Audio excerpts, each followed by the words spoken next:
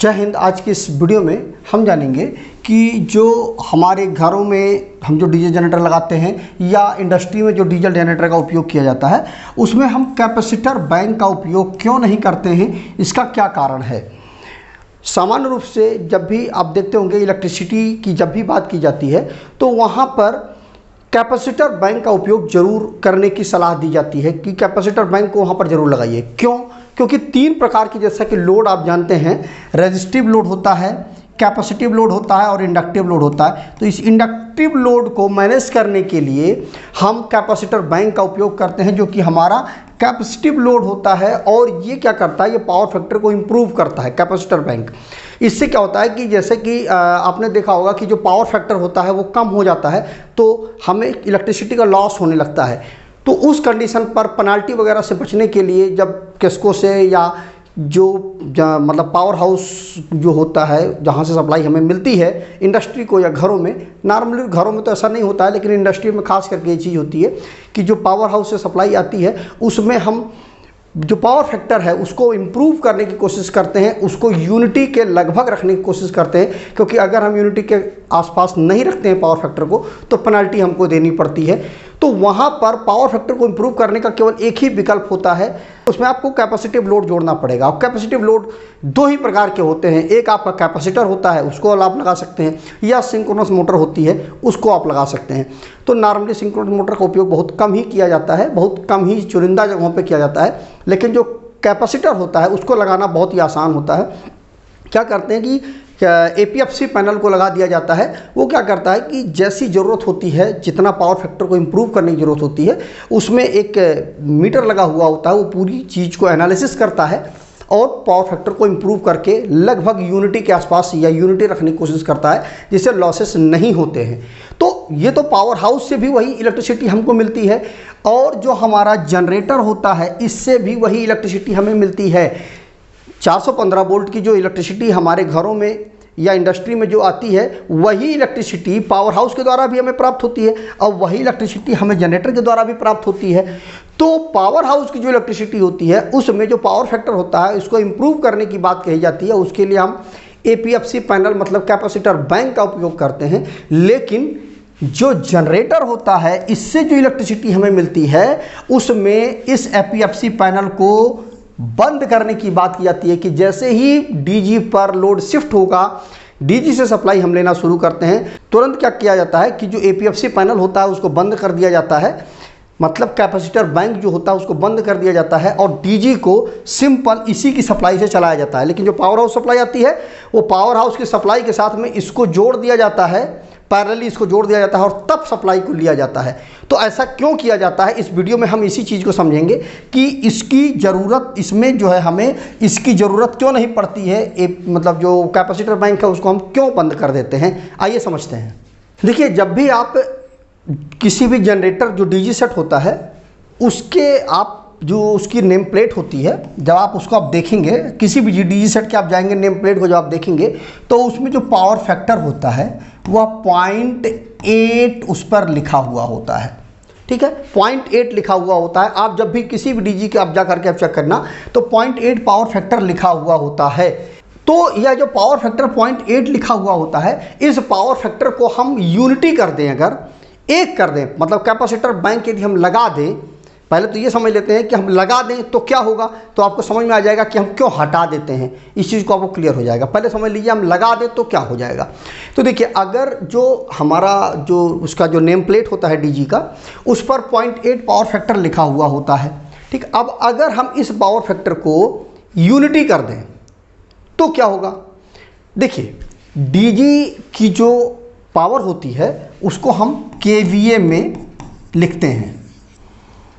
अब केवीए में क्यों लिखते हैं, यदि आप इसको जानना चाहते हैं तो कमेंट करिएगा, मैं इस पर वीडियो बना दूंगा।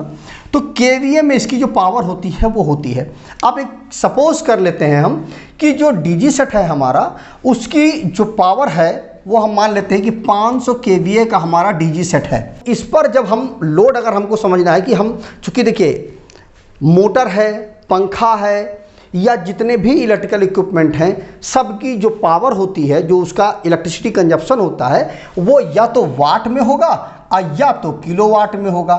ठीक है, दो चीज़ों में होता है।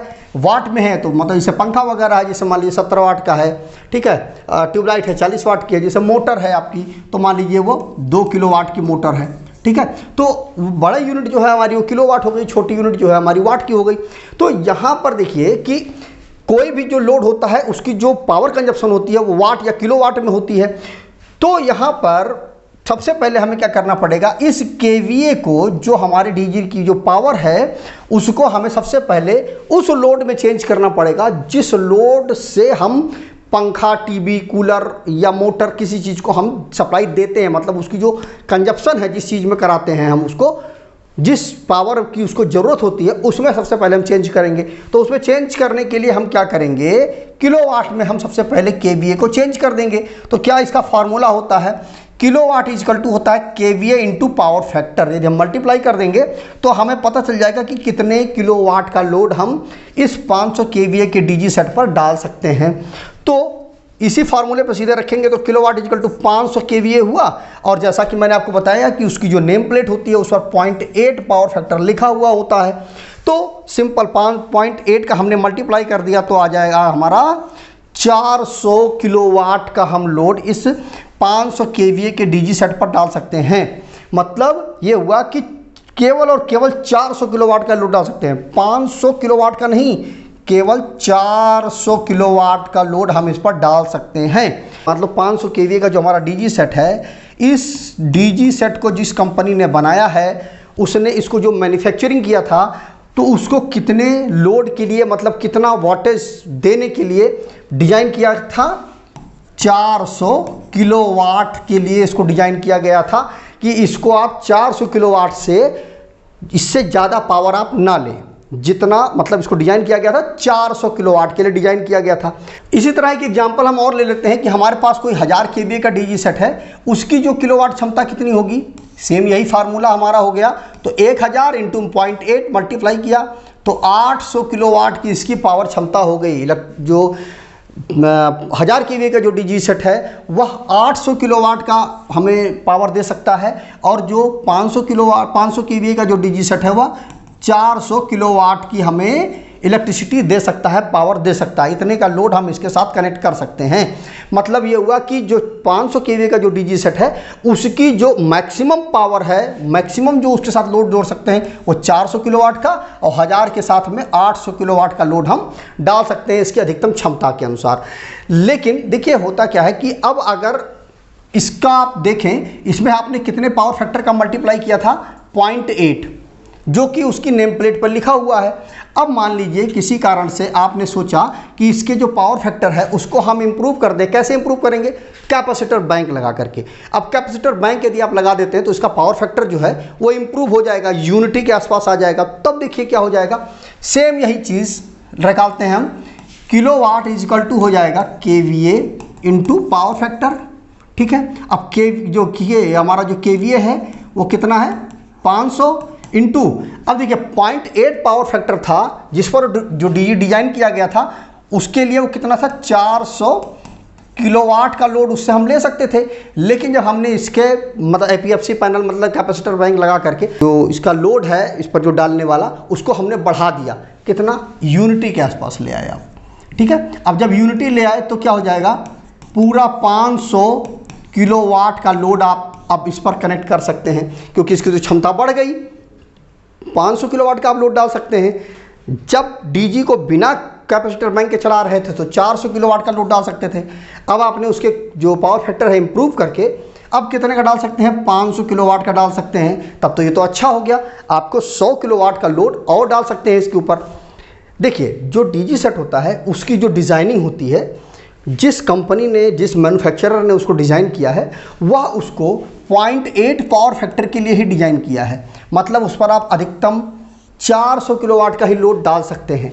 लेकिन जब आपने उसका जो पावर फैक्टर है इंप्रूव करके उस पर जब आपने 500 किलोवाट का लोड डाला तो क्या हो जाएगा, जो डीजी सेट है हमारा वो मतलब उसकी जो कैपेसिटी है वह धीरे धीरे कम होती जाएगी और डीजी सेट आपका ओवरलोड की कंडीशन में चला जाएगा, डीजी सेट आपका ख़राब हो जाएगा।